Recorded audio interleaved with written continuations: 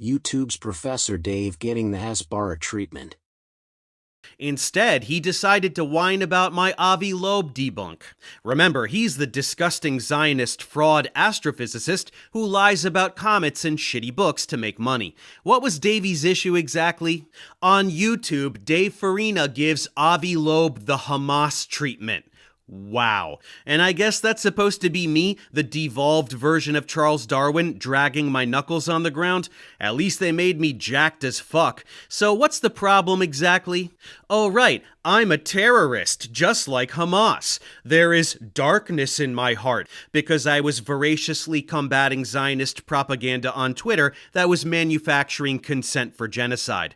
I'm an anti-Semite, because Zionist propaganda machines attempt to destroy the lives of anyone who speaks out against Israel's atrocities.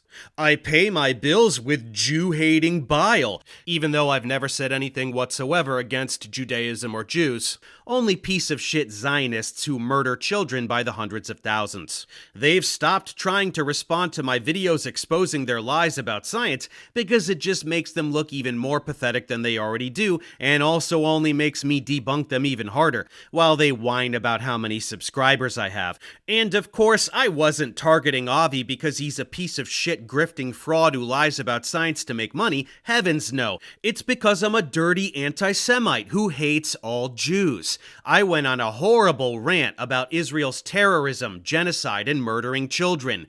Oh my goodness, how deplorable it is to speak out against genocide and the murdering of children. Where are my morals? I've opened the hate gates by valuing human life and denouncing genocide. You've heard it loud and clear, folks. Discovery Institute loves genocide. They love that Israel has murdered hundreds of thousands of children and is starving a million more to death. And according to them, anyone who doesn't love that is a filthy terrorist.